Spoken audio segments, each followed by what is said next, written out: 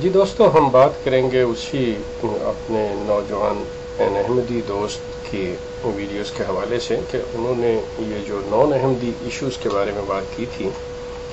کہ یہ احمدیہ جماعت کو جو بلایا گیا تھا، یہ چونکہ حکومت کی طرف سے وہ مدعو تھے اور وہ اس لیے گئے۔ میں آپ سے عرض کروں کہ پہلی بات ہے، آپ چاہے اس سے اتفاق کریں یا نہ کریں، لیکن حقیقت یہ ہے کہ جب آپ کو پتہ تھا، جماعت کے علم میں تھا کہ یہ لوگ جو ہیں ارکان اسمبلی یہ اس اہل نہیں ہیں کہ یہ اور مجاز نہیں ہیں کہ یہ فیصلہ کر سکیں، اور نہ ان کے پاس کوئی علم ہے، نہ ان کے بارے میں کچھ پتہ ہے، تو یہ تمام ذمہ داری آپ کے اوپر آتی ہے، کیونکہ آپ کو نہ تو بزور شمشیر وہاں لے جایا گیا تھا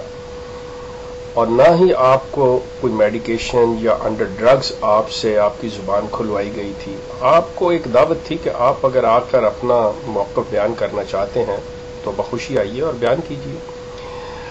آپ چونکہ بہت سی غلط فہمیوں اور بہت سے ظلم میں مبتلا ہیں کہ آپ سمجھتے ہیں کہ جی ہمارے لیے تو مسئلہ ہی کوئی نہیں ہے، جس طرح سے ہم نے لفظوں کو اور جس طرح سے آیات کو ٹوسٹ کیا ہوا ہے اور جو مروڑ تروڑ آپ کرتے رہتے ہیں اور جس طرح الفاظ کے آپ کھلاڑی ہیں، آپ کے لیے یہ کوئی بڑی بات نہیں ہوگی، اور آپ کا خیال تھا کہ آپ یہ جو بیوقوف اور جاہل ارکان اسمبلی ہیں ان کو اور مولویوں کو 2 منٹ میں پچھاڑ لیں گے۔ لیکن مشکل آپ کے لیے یہ پیش آئی تھی کہ جب آپ کا واسطہ یا مختار صاحب سے پڑا تھا، آپ کے کوئی تصور میں بھی نہیں تھا کہ وہ اس طرح کے سوالات آپ سے کریں گے، یا اس سوالات کا جو رخ ہوگا وہ کچھ اس طرح سے ہوگا۔ یہ چیز آپ کو اصل میں جو لے ڈوبی وہ وجہ یہ ہے۔ آپ میرے عزیزم ایسے کیجئے کہ محضر نامہ کی صفحہ 5 کے اوپر ایک فقرہ ہے، آپ اسے پڑھیے گا کہ قومی اسمبلی اس لیے بھی ایسے سوالات پر بحث کی مجاز قرار نہیں دی جا سکتی کہ کسی بھی قومی اسمبلی کے ممبران کے بارے میں یہ ضمانت نہیں دی جا سکتی کہ وہ مذہبی امور پر فیصلے کے اہل بھی ہیں کہ نہیں۔ ٹھیک ہے، مطلب اب آپ یہ دیکھیے کہ تضاد کتنا بڑا ہے کہ یہاں پہ یہ ایک شروع میں بات کہی جا رہی ہے کہ جی پتہ نہیں وہ اس کے اہل ہیں بھی یا نہیں ہیں، مطلب ان کے مذہبی علم کا ہی علم نہیں ہے کہ کیا ہے، جب آپ جانتے ہیں کہ ایک شخص جو ہے وہ کسی وہ اتنی عقل رکھتا ہی نہیں ہے، سوجھ بوجھ رکھتا ہی نہیں ہے اس سبجیکٹ کے بارے میں، جس سبجیکٹ کے بارے میں بات کی جا رہی ہے، تو پھر آپ اپنی ڈٹھائی سے اور اپنی اس چیز سے، اپنے اس تکبرانہ رویہ سے باز نہیں آ رہے، اور آپ کیا کرتے ہیں، آپ کہتے ہیں جی اس کے باوجود ہم بات کریں گے، ہم کہیں گے سارا کچھ، کیونکہ آپ کو یہ غلط فہمی تھی کہ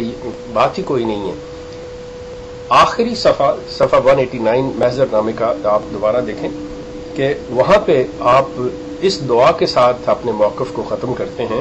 دعا ہے کہ اللہ تعالیٰ اپنی جناب سے معزز ارکان اسمبلی کو ایسا نور فراست عطا فرمائے کہ وہ حق و صداقت پر مبنی ان فیصلوں تک پہنچ جائیں جو قرآن و سنت کے تقاضوں کے عین مطابق ہو۔ اب دیکھ لیے کہ پہلے آپ کو پتہ نہیں، لیکن پھر آپ کہتے ہیں کہ چلیں چانس لے لیتے ہیں، جوا کھیلتے ہیں، دیکھتے ہیں کہ کیا ہے، مطلب یہ میں کہہ رہا ہوں کہ آپ نے یہ سوچا ہوگا کہ یہ ہے، اور آپ پھر اللہ سے دعا کرتے ہیں کہ چلو ہم نے پیش تو کر دیا، اب اللہ تم ایسے کرنا کہ اے اللہ کہ تم اب ہماری مدد کرنا کہ ان کے دلوں میں، ان کے ذہنوں میں ایسی بات ڈال دینا، ان کی عقل دے دینا ان کو، تاکہ یہ صحیح فیصلہ کر سکیں۔ میرا آپ سے صرف یہ سوال ہے کہ آپ جانتے تھے کہ یہ اس قابل نہیں ہے، آپ نے پھر بھی رکھا اور دعا کی۔ اب یا تو یہ اپنی جہالت کو آپ مان لیں، اپنی ڈٹھائی کو مان لیں، اپنی اس غلطی کو مان لیں کہ آپ نے جو یہ جوا کھیلا تھا آپ اس کا نتیجہ بھگت رہے ہیں، اس کی پرائس پے کر رہے ہیں۔ You have to believe that, you have to accept that. یا پھر یہ مان لیں کہ یہ جو اللہ سے آپ نے دعا کی تھی، اللہ نے آپ کی دعا قطعی طور پہ نہیں سنی، کیونکہ اللہ جانتا تھا آپ کی حقیقت کہ آپ کیا ہیں، سو اللہ نے کہا کہ نہیں ٹھیک ہے۔ یا پھر میرے خیال کے مطابق کہ اللہ نے باقاعدہ انہیں نور فراست عطا کیا، ٹھیک ہے، اللہ نے بالکل بات سنی اور اللہ نے کہا کہ بالکل صحیح فیصلے پہنچے اور فیصلے پہنچ گئے۔ آپ کسی ایک بات کو عقلی طور پہ، منطقی طور پہ آپ اس کا تجزیہ کر لیں، آپ کے سامنے یہ بات آپ کہیں نہیں جا سکتے۔ دیکھیے بات سنیے، اگر یہی لوگ آپ ایک منٹ کے لیے تصور کریں کہ یہی لوگ اگر یہ فیصلہ کر دیتے کہ ٹھیک ہے جی جماعت احمدیہ کے لوگ جو ہیں وہ غیر مسلم نہیں، وہ مسلمان ہیں، تو آپ بتائیں گے آنیسٹلی کہ کیا آپ اس وقت بھی روتے چیختے چلاتے اور کہتے نہیں نہیں یہ غلط فیصلہ ہوا، ہم نہیں مانتے، یہ اس قابل ہی نہیں ہے، یا نو یہ قومی اسمبلی یہ شرابی ہیں، یہ زانی ہیں، ان کو کیا پتا ہے، ہم تو غیر مسلم ہیں، انہوں نے ہمیں مسلمان قرار دے دیا، کیا آپ یہ کہتے؟ یقین کیجئے کہ آپ اتنے اچھلتے کودتے ہو سکتا ہے کہ آپ اپنے جامہ سے باہر ہو جاتے ہیں، لیکن یہ آپ کا رویہ، آپ کی عادت ہے کہ آپ نے سچ کو تسلیم کرنا سیکھا ہی نہیں، آپ جاتے ہیں۔ اس کی مثال آپ اس طرح سے لے لیں کہ مرزا صاحب کی پیش گوئیاں ہیں، ممدی بیگم سے شادی ہوگی، ازمانوں پہ نکاح ہو چکا ہے، یہ تقدیر مبرم ہے۔ تقدیر مبرم کا مطلب یہ ہے کہ یہ بدلی نہیں جا سکتی، یہ ہوگی، یہ اٹل ہے۔ اگر شادی ہو جاتی مرزا صاحب کی پیشگوئی سچی، شادی نہیں ہوئی مرزا صاحب کی پیشگوئی تب بھی سچی، عبداللہ آتم مر جاتا تب بھی پیشگوئی سچی، نہیں مرا تب بھی پیشگوئی سچی، مولوی ثناء اللہ مرزا صاحب کی زندگی میں انہیں موت آ جاتی تب بھی مرزا صاحب سچے، نہیں آئی وہ زندہ رہے تب بھی سچے۔ اب آپ مجھے بتائیے جب آپ کا رویہ ہی ایسا ہے کہ مرزا صاحب کو چاہے ایک کنواری اور ایک بیوہ ملی یا نہیں ملی تب بھی پیشگوئی سچی۔ تعویل کتنی خوبصورت کی کہ جی دیکھیں جو ایک کنواری ملی تھی یہ نصرت جہاں بیگم کے بارے میں ہے اور وہ بیوہ رہ گئی تو اس طرح سے جی یہ پیشگوئی پوری ہو گئی۔ آپ سوچیں کہ آپ کر کیا رہے ہیں اب دین عزیزم، آپ اپنا پہلے پوری طرح سے یہ آپ اپنی اس کی سٹڈی کریں، مرزا صاحب کی کتابوں کی اور جماعت کے لٹریچر کی سٹڈی کریں، فار گاڈ سیک آپ دیکھیں کہ یہ چیزیں ہیں کیا۔ یہاں پہ آپ کہہ رہے ہیں، میں کہہ رہا ہوں کہ جماعت اس وقت یہ مرزا ناصر نے بلنڈر کیا ہوا ہے، اور آپ مان لیں اس چیز کو کہ ایک انسان کی غلطی کی وجہ سے یہ سارا کچھ ہوا ہے۔ اگر وہ نہ جاتے، آپ وہ نہ جاتے، کم از کم یہ یک طرفہ فیصلہ ہوتا اور دنیا کم از کم یہ کہنے میں، آپ دنیا کو بتانے میں حق بجانب تھے کہ دیکھیں بات سنیں، ہم چونکہ ان پہ یہ یقین